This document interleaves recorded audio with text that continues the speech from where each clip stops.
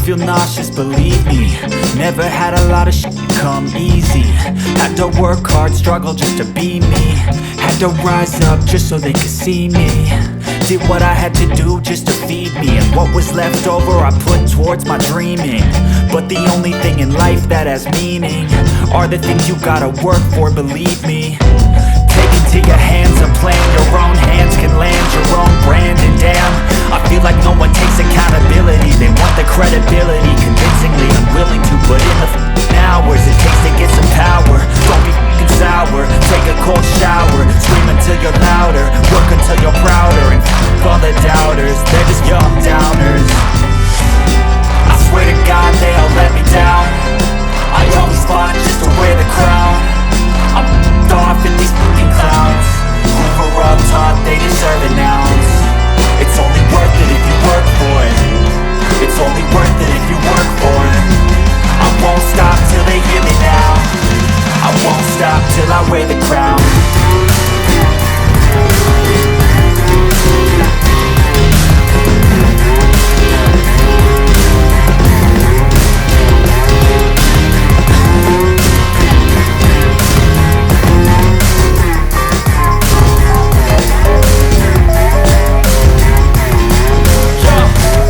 Let's go.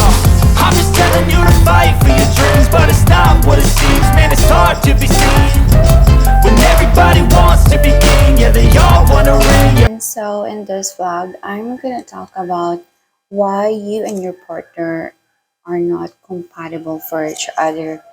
So this is a very interesting topic, and I have learned this in a very hard way throughout my relationship experiences, that the cues and why we are not right for each other and why we are right for each other.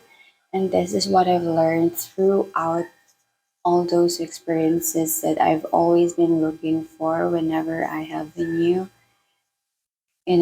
potential partner. So let's dive into it. So many of us, spend a good chunk of our lives looking for that one. But what happens when we actually find someone? How do we know that they are the right person to spend the rest of our lives? Or even starting a relationship with them is the right choice? While compatibility is no guarantee of the longevity of the relationship, but the more compatible you are with your partner, the happier you're likely to be with them.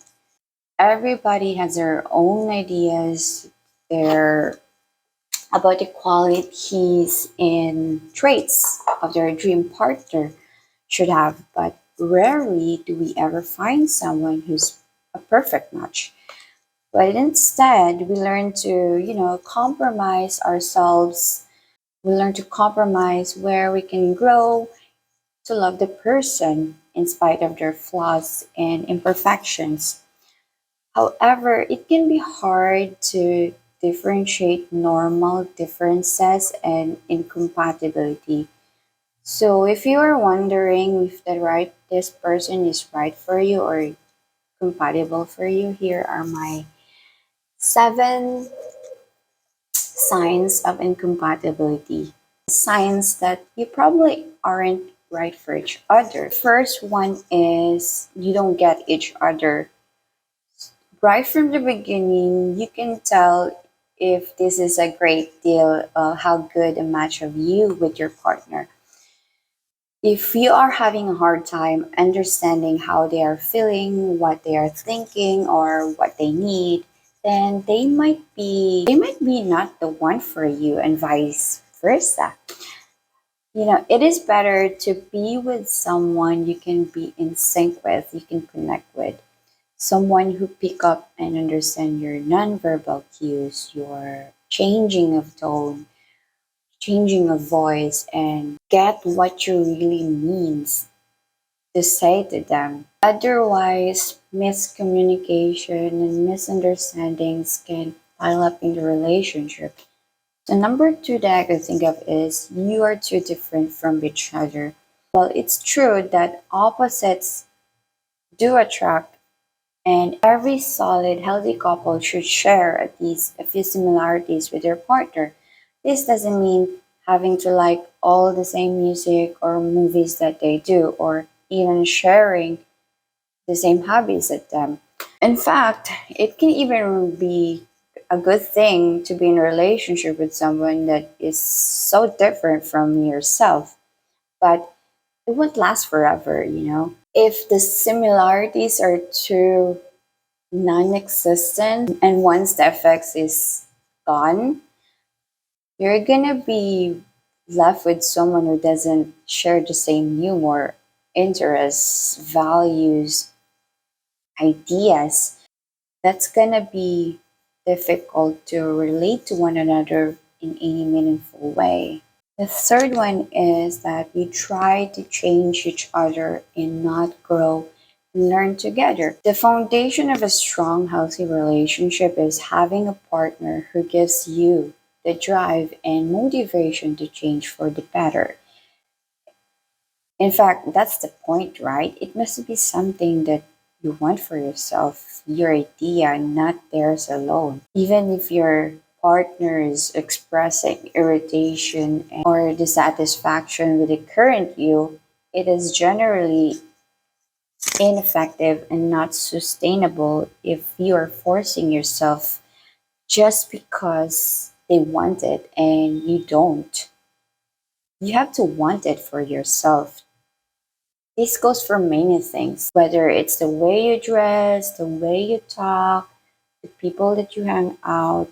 Only you have the right to decide who you want to be. If you don't feel comfortable showing your true colors to your significant other, even in a private setting, that's definitely that's definitely a red flag. Number 4 is that there is constant or highly frequent arguing.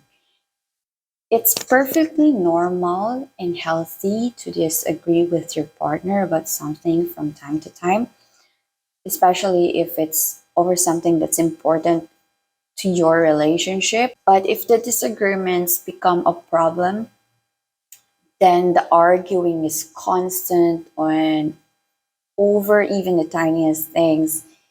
And it's even unhealthier if the fighting is dirty, shouting, name calling, humiliating each other, holding grudges, and emotional blackmail.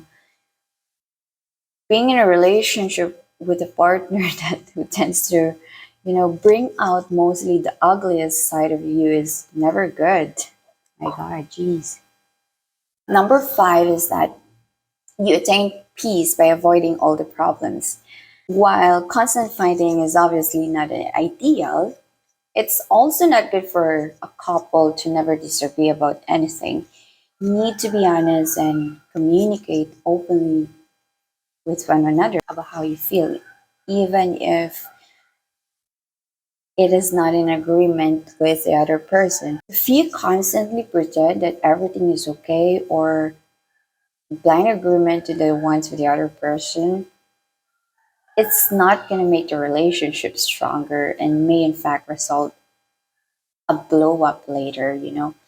So conflict can be a good thing to create bond with your partner. It can lead to personal growth and deep mutual understanding. Number 6 is that your socializing is isolated from everyone else. So if you find yourself that you and your partner are nearly always only with each other, no friends, parties, or group hangouts, or you don't even know their friends, and you haven't met their family, even though you've been together for a while now, it could be a potential problem because it's important that you spend time with your partner's loved ones and get to know them better. Couples who make the effort to be close with the other important people in their partner's lives tend to have longer and happier relationships. The seventh one, this is the last one, but the most important thing is that you are not attracted to them. If you don't have any romance or chemistry with your partner, it's not gonna work. without even inkling factors. You might just have a best friend, but not necessarily a significant other. So it could potentially that you will naturally be drawn to other people that you have chemistry with, that you have attraction with more than friends. The relationship could be platonic, like how you treat your friends and family. And if you don't have any romantic feeling towards your partner, it's not gonna work. It's simply not gonna work. It's important to have attraction to them. That's my 7 signs of incompatibility that I've learned throughout the years of my experience. And um, let me know if you can add up some of it into this. What signs of incompatibility that you think that you should watch out when it comes to choosing your partner or dating somebody? I just want to add up that there is no such thing as perfect relationship, and everyone has doubts or disagreements at times with the person they love. And a strong healthy relationship takes ongoing effort, dedication, and also time for it to grow. And what's important is that finding the right person who to you is worth the effort, dedication, and time. Learning to know and recognize compatibility versus incompatibility will surely save you from much heartbreak and possibly avoid serious scarring pain.